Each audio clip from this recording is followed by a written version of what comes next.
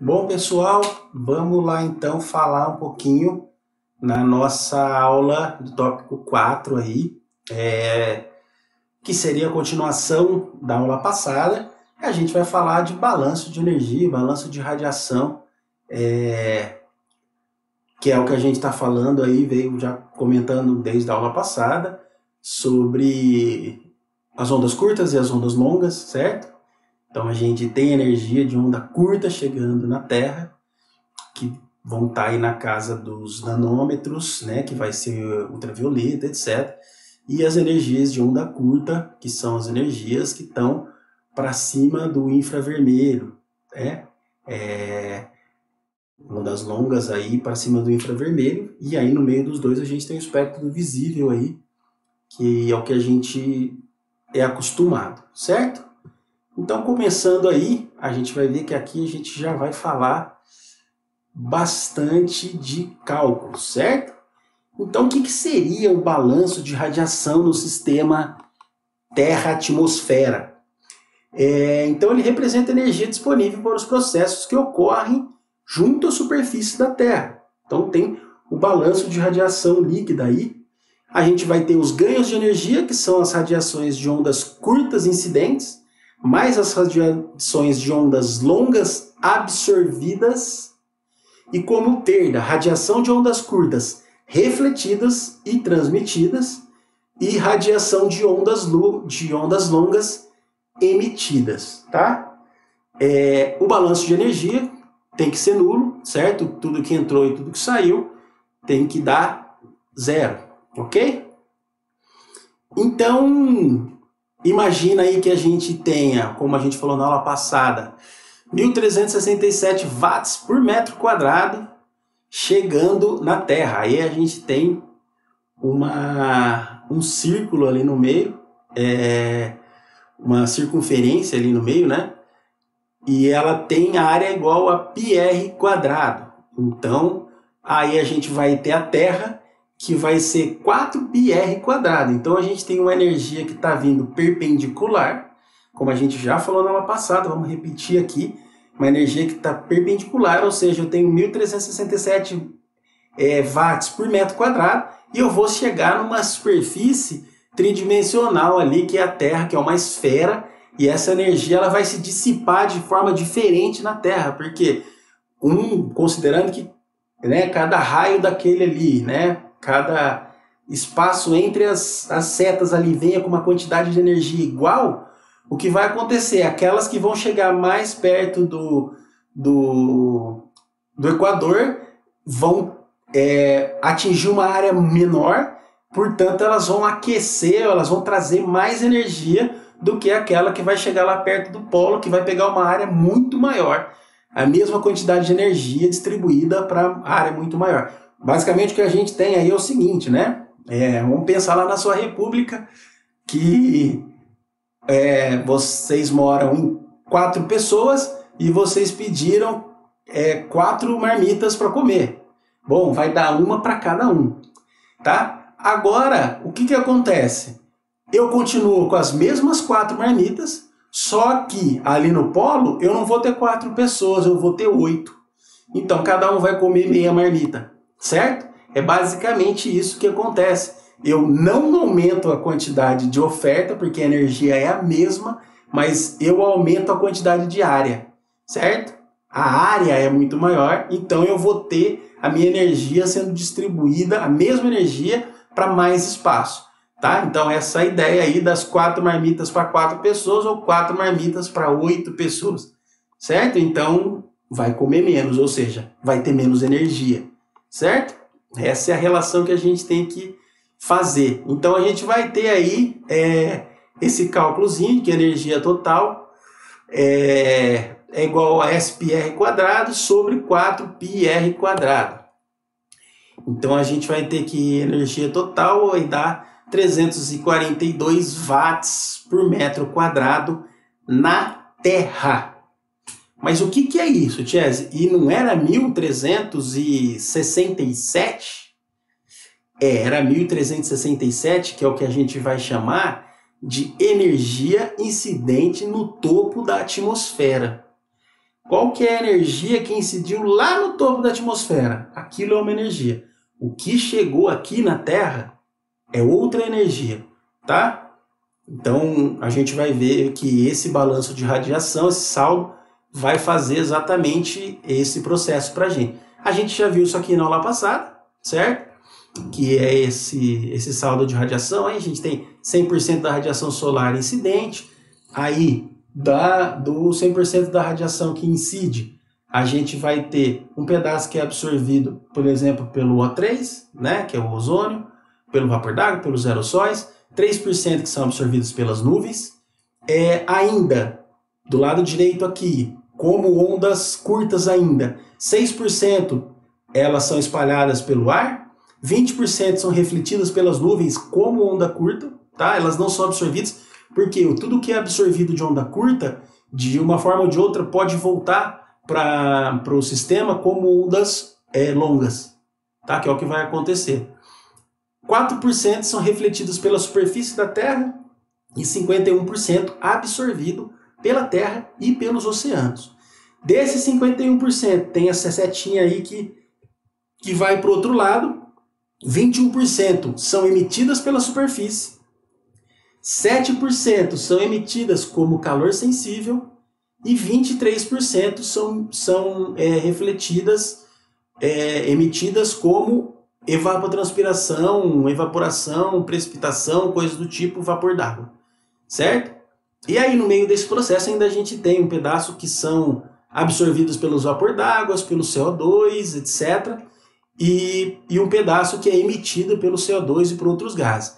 Bom, essa fração aí que é absorvida pelo vapor d'água e pelo CO2 e por outros gases, que é exatamente o que faz o efeito estufa. Chega a onda curta, ela é emitida como ondas longas. O que acontece? Essa onda longa, ela tem o CO2 e os gases, o vapor d'água, tem maior capacidade de afinidade de pegar essa energia e acumular ela e absorver essa energia, que é o que está escrito aí. Então, quanto mais a gente aumenta a quantidade de CO2, mais energia dessa vai ser absorvida, porque a gente pode ver que nessa seta aí, 6% volta para a atmosfera e 15% são absorvidos pelo vapor d'água, pelo CO2. O que acontece? Se eu tenho muito CO2, ele pega esses 6% a mais e absorve também. E aí o que acontece? Eu aumento a quantidade de energia aqui na Terra absorvida, eu aumento a temperatura. Isso é o problema do efeito estufa. Ok? O efeito estufa é natural, ele é muito importante para a gente manter a vida na Terra. O problema é quando eu intensifico esse efeito estufa. Eu pego mais energia de ondas longas que voltariam para a atmosfera e estou armazenando ela aqui na Terra. Certo? Aqui na Terra, que eu digo é aqui próximo da Terra, tá? Vai armazenar nas primeiras camadas da atmosfera aí. E aí a gente tem uma medição, como a gente tinha falado, eu já tinha falado um pouquinho sobre isso na aula passada, um saldo radiômetro, então ele mede o saldo de radiação. Então a gente tem um par de placas, um virado para cima, um virado para baixo, captando energia de ondas curtas e de ondas longas, direcionadas para dentro e para fora do sistema. Então o que está entrando e o que está saindo, ele está pegando os dois. Então ele pode transformar essa medida dele aí em energia, certo? E aí a gente pode ter um saldo de radiação do que está chegando e o que está saindo do nosso sistema, certo? Isso é um saldo radiômetro, vamos dizer que não é um equipamento muito trivial de se ver, né? Eu particularmente não conheço nenhum saldo radiômetro instalado aqui, nunca vi um.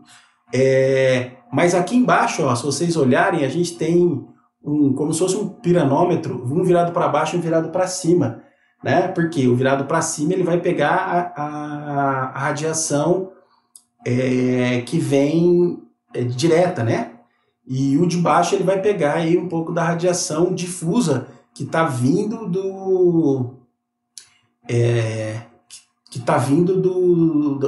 da camada de solo, etc., está sendo refletido ali. Então ele vai pegar coisas diferentes aí. Bom, agora a gente vai então para a parte de cálculo. Basicamente esse capítulo é a parte de cálculo do que a gente viu no capítulo passado, tá? Então a gente tem que estimar aí a radiação incidente no topo da atmosfera, que é aquilo que eu havia falado para vocês. A gente vai chamar então ela de RA, radiação da atmosfera, do topo da atmosfera. E ela vai ter como base o quê? O ângulo horário do nascer do Sol, que é o ômega S, que a gente já havia visto no capítulo 2 aqui da apostila, na aula retrasada a gente viu isso. Declinação solar, que é esse delta, e esse φ, que é a latitude, certo? Então a gente tem que o RA é o quê? 37,586 vezes DR multiplicado por ômega S vezes seno de φ vezes seno de delta. Você vai falar, nossa, mas aquele φ que está ali no seno é diferente desse da latitude. É o mesmo, tá? Só que um é letra grega minúscula, outro é maiúsculo. Mas ali é seno de φ também, e aquele φ ali é um φ maiúsculo, certo? Vezes seno de delta ali. Mais cosseno de φ vezes cosseno de delta vezes cosseno de ômega S. Isso aí vai dar pra gente o RA, a radiação de ondas, a radiação no topo da atmosfera, né? Em megajoule por metro quadrado dia. Megajoule por metro quadrado dia. Só para... O que é o DR, né? E tem um DR que não está aí, é a distância média Terra-Sol, tá? A distância média Terra-Sol, que a gente vai poder calcular ela conforme o dia que a gente tiver. Lembra que, mas você falou que a gente pode considerar a distância Terra-Sol 150 milhões de quilômetros, ou o que a gente tinha lá 1,46 ou 48 vezes 10 a 11 metros. Mas o que acontece? Lembra que eu falei que aquilo é uma quantidade de radiação média. Vai depender do dia do ano, né? Conforme eu vou estar no movimento de translação da Terra, eu vou ter uma quantidade de radiação diferente chegando no topo da atmosfera, certo? Essa energia que chega no topo da atmosfera vai depender do dia do ano que eu esteja.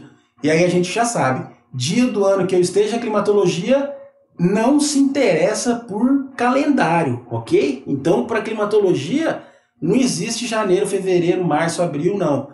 Para ela, o que vale os dias? Os dias julianos, que os dias julianos são aqueles dias medidos como o 1º de janeiro é o dia 1 do nosso ano, o dia 1º de fevereiro é o dia 32, e assim por diante a gente vai até o dia 365, 31 de dezembro, se for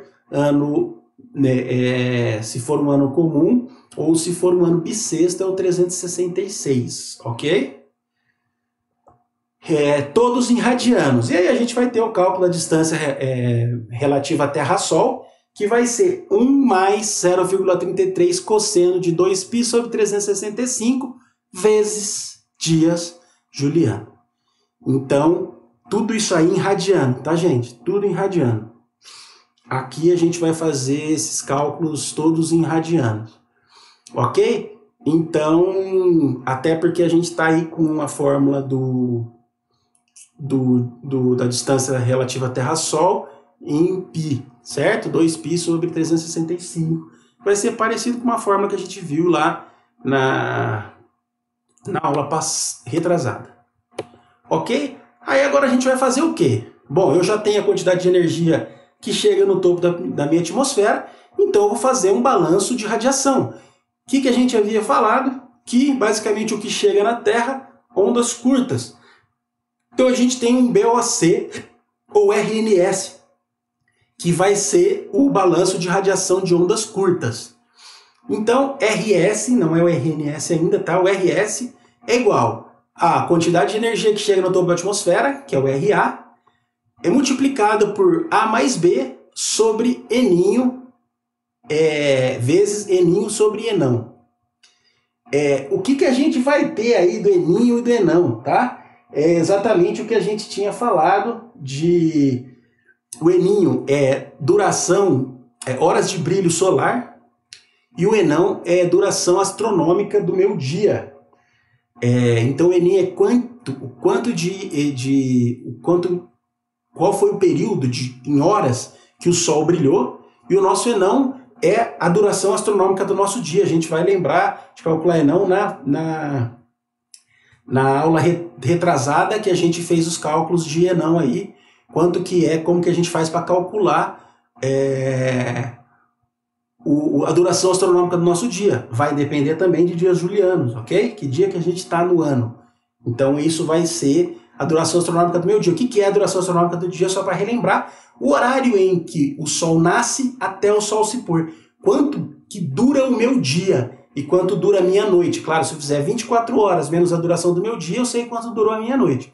Então eu vou calcular aí nesse Enão quanto que é o meu dia. E o Eninho que a gente viu na aula passada, aquele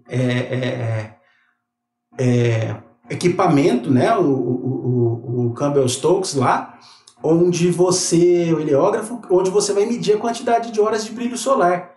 Mas o que isso interfere, Jess? Pô, interfere muito, porque a gente está falando de quanto tempo o Sol brilhou, o Sol bateu diretamente no nosso planeta, certo? Quanto que ele pegou aqui na nossa superfície direto, porque isso pra gente é importante. Pô, Matias, mas aqui onde eu tô com o heliógrafo, pode ter pegado o Sol o dia inteiro, só que ali do lado, na cidade do vizinho, não pegou. Exatamente, em teoria, para a gente saber exatamente isso, a gente teria que ter o heliógrafo em vários lugares. A gente não tem aqui no Brasil, mas é o jeito que a gente vai ter de calcular. Tá? Esse A mais B são dois valores. Eles vão ter a ver com, até só para mim ter certeza aqui, né? Eles são constantes, né? Como eu tinha dito, são constantes, só que elas são associadas ao dia, ao lugar, etc. Mas são constantes que vão ser muito difíceis de serem calculadas. Então, para facilitar isso, existe foi feito uma aproximação do cálculo de A mais B usando a latitude. Então, seria 0,29 vezes cosseno de φ ali, mais 52, o B seria o valor de 52, vezes horas de brilho solar dividido pela duração astronômica do dia. E ainda existe uma outra aproximação que foi feita, só ver até quem fez aqui, que foi a FAO, que é uma federação internacional aí que fez que é uma organização de Foods and Alimentation Organization, que é ligado à agricultura, etc. Foods and Agriculture Organization, acho que é isso, que é ligado à agricultura e tal. Eles fizeram uma aproximação que, quando você não tem dado nenhum, você pode usar, que seria o A valendo 0,25, o B valendo meio. Então, basicamente, mas Chess, por que eu não posso fazer 0,75 vezes, né? Porque eu tenho que fazer o vezes antes. Lembrem, pessoal, não vai fazer o vezes, somar um e outro depois. Eu multiplico aquele eninho sobre enão por meio, aí eu somo no 0,25, ok? Eu não posso somar antes, não. Certo? E na hora da prova, na hora de fazer exercício, muita gente erra isso, tá? Acaba fazendo essa soma antes de fazer a multiplicação ali. Multiplico primeiro. Aí eu vou pegar, a partir disso, e calcular o meu RNS, que seria o balanço de ondas curtas, efetivamente. Então o RNS vai ser o RS que a gente acabou de calcular, multiplicado por 1 menos o R, que o R vai ser o albedo da região onde a gente está falando. Pô, mas é outra coisa que complica, né, Ties? A gente vai usar que albedo? Porque a gente pode ter áreas totalmente diferentes, né? Bom, a gente vai usar o albedo da área onde a gente está fazendo as medições, basicamente, de brilho solar, tá? Ou usar um outro albedo que você achar aí, de uma área que você queira fazer o cálculo. Infelizmente, isso aí vai ter uma relação muito direta com o albedo, então eu vou ter que usar esse albedo aí da onde eu estou querendo fazer o cálculo, certo? ele é muito usado para plantações, para coisas desse tipo, então a gente tem um albedo característico aí para isso, em florestas e coisas do tipo. E aí eu vou ter o balanço de ondas longas, que pode ser chamado de BOL, B-O-L, balanço de ondas longas, ou RB.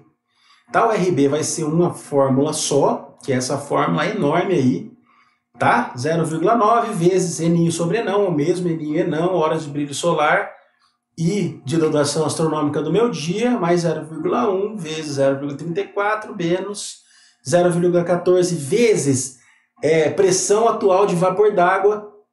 Entendam pressão atual de vapor d'água simplesmente como esse nome nesse momento. No capítulo 6 aí da apostila a gente vai falar um pouquinho melhor sobre pressão atual de vapor d'água, tá? No capítulo que a gente vai falar sobre vapor d'água, tá? Sobre umidade. Então a gente vai falar um pouquinho mais. Mas EA entendam aí nesse momento como pressão atual de vapor d'água, tá? Ela vai ser dada para vocês no exercício como pressão atual de vapor d'água, que é chamado de EA. Certo? Então a raiz de EA vezes ali a constante de Stefan Boltzmann, aí esse valor que é o valor que a gente deve usar, e não o valor que a gente viu na aula passada, que é 4,903 vezes 10 a menos 9 megajoule por dia Kelvin. Lembra que aquele outro valor estava em watts por metro quadrado Kelvin a menos 4, certo? Então aqui a gente mudou, ele vai estar em megajoule por metro quadrado por dia por Kelvin, ok? E aí a gente vai ter TKX a quarta menos TKN a quarta vezes meio. Uau, é uma fórmula bem grande. E então o que vai ser TKX e TKN? Temperatura máxima absoluta em Kelvin e temperatura mínima absoluta em Kelvin, tá? Gente, fórmula de climato é assim mesmo. São todas fórmulas empíricas, então são esses números meio escabrosos, meio malucos, umas constantes, né? São números, são cálculos aproximados, né? Porque são cálculos muito difíceis de serem feitos. Então, tudo empírico, por isso que a gente tem essas fórmulas gigantescas aí, tá? 0,34, 0,14, 0,9, os números nada a ver. Onde o cara tirou esses números aí, essas constantes, certo? Mas são constantes que são tiradas empiricamente, ok? Como na fórmula passada aí que a gente tinha esse AB, que são constantes aí que são dependentes de local e dia do ano, etc., que são valores que a gente vai ter que ter tabelado e coisas desse tipo, certo? E aí a gente tem, por fim, o saldo de radiação, que nada mais é do que o balanço de radiação de ondas curtas, o RNS, mais o balanço de radiação de ondas longas, que é o RB. Então o RN vai ser dado em megajoule por metro quadrado dia, tá? Sempre o resultado do RB, do RNS, do RS, eles são em megajoule por metro quadrado dia, ok? E aí a gente tem um exercício para vocês fazerem o cálculo do balanço de radiação RN para latitude 21,5 sul. E aí a gente vai ter esses dados aí de qual que é o dia juliano que a gente está, Eninho, Enão, o albedo, temperatura máxima, lembra de passar a temperatura máxima para Kelvin, aí está em graus Celsius, ok? O EA, né, que é a pressão de vapor d'água, e o RA, ele está dando RA, e o RA não precisa nem ser calculado, que é a radiação no topo da atmosfera, já está sendo dada em megajoule por metro quadrado dia menos 1, está na unidade certa. Ok? Então vocês façam esse exercício aí e vejam quanto que vai dar o balanço de radiação RN de vocês. Ok? Combinado, pessoal? Essa aula é um pouquinho mais simples, mas ela é uma aula com bastante forma, bastante conta, certo? Então façam o exercício aí, vejam o que vocês chegam de resultado e depois a gente conversa pelo WhatsApp e eu passo o resultado para vocês. Será que eu passo agora? Deixa eu ver se eu tenho resultado aqui. Eu não tenho resultado aqui na mão.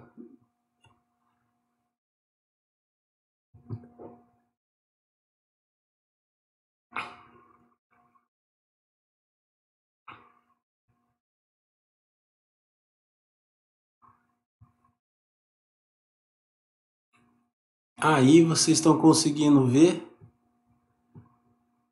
o Excel aí, certo? Com os dados aí de resultado. Ok? Gravem esse dado aí.